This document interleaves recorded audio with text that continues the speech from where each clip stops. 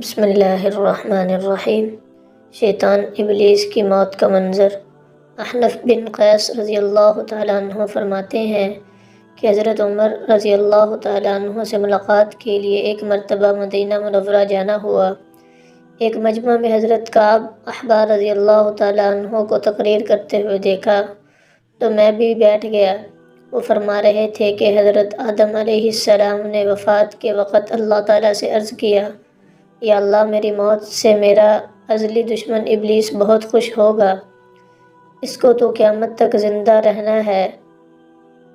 جواب ملا، آدم، تم انتقال کے بعد جنت میں چلے جاؤ گے اور وہ ملعون قیامت تک دنیا ہی میں رہے گا۔ آخر میں اس کو موت آئے گی تاکہ ساری دنیا کے لوگوں کے برابر موت کی تکلیف اٹھائے۔ آدم علیہ السلام نے ملک الموت سے فرمایا، ابلیس کی موت کا منظر مجھے بھی کچھ بتاؤ۔ فرشتہ نے سنانا شروع کیا تو وہ اتنا دردناک تھا کہ آدم علیہ السلام سن نہ سکے۔ فرمایا، بس کرو، اب نہیں سنا جاتا۔ اتنا فرما کر حضرت کعب احبار رضی اللہ تعالیٰ عنہ خاموش ہو گئے۔ لوگوں نے کہا، حضرت کچھ ہمارے سامنے بھی اس کی موت کا منظر بیان فرمائیے۔ پہلے تو انکار کیا، مگر لوگوں کے بے حد اصرار پر فرمایا، جب قیامت قریب آئے گی، لوگ حسب عادت بازاروں میں مشغول ہوں گے۔ اچانک ایک زوردار دھماکہ ہوگا جس سے بہت سے لوگ بے ہوش ہو جائیں گے۔ اللہ تعالیٰ ملک الموت سے فرمائیں گے، میں نے سب سے زیادہ تمہارے مددگار و معاون بنائے اور تم کو ان سب کے برابر قوت دی۔ میرے غصہ اور غضب کا لباس پہن کر جاؤ اور ابلیس ملعون کی روح قبض کرو اور اس کے ساتھ تمام انسانوں اور جنوں سے زیادہ سختی کرنا، اور مالک دروغہ جہنم سے کہو کہ جہنم کے دروازے کھول دے۔ ملک الموت غیظ و غضب میں بھرے بہت سے فرشتوں کے ساتھ دنیا میں اسی طرح آئیں گے کہ آسمان و زمین والے دیکھ لیں تو خوف کے مارے پگھل جائیں۔ ابلیس کے پاس پہنچ کر بہت زور سے ڈانٹ پلائیں گے، جس سے ابلیس بری طرح تھاڑے مار مار کر چیخے گا۔ اگر دنیا والے اس کی آواز سن لیں تو بے ہوش ہو جائیں۔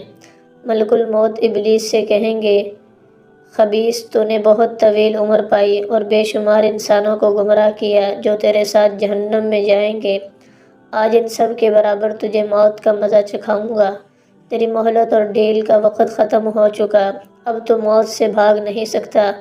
ابلیس گھبرا کر مشرق کی جانب بھاگے گا تو کبھی مغرب کی جانب، لیکن ہر طرف اپنے سامنے ملک الموت کو پائے گا۔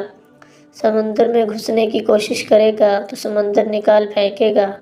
آدم علیہ السلام کی قبر کے پاس کھڑا ہو کر کہے گا، اے آدم، تمہاری وجہ سے میں ملعون و مردود بنا، کاش کہ تم پیدا ہی نہ ہوتے۔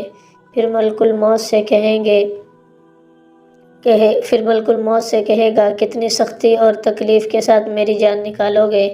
فرمائیں گے، جتنے لوگ جہنم میں ہیں، ان سب کی موت سے کہیں زیادہ تکلیف اور سختی کے ساتھ۔ یہ سن کر تڑپنے لگے گا اور چیختا چلاتا ادھر ادھر بھاگے گا، اور جہاں موت آنی ہے وہاں گر جائے گا۔ وہ جگہ آگ کے انگارے کی طرح سرخ ہوگی اور وہاں جہنم کی سنڈاسیاں لگی ہوں گی۔ ان سنڈاسیوں سے تڑپا تڑپا کر اس کی جان نکالی جائے گی۔ آدم علیہ السلام اور حوا علیہ السلام سے کہا جائے گا، ذرا اپنے دشمن کو دیکھو کس طرح ذلت کے ساتھ مر رہا ہے۔ وہ دیکھ کر خوش ہوں گے اور کہیں گے، یا اللہ، تو نے ہم پر اپنی نعمت مکمل فرما دی۔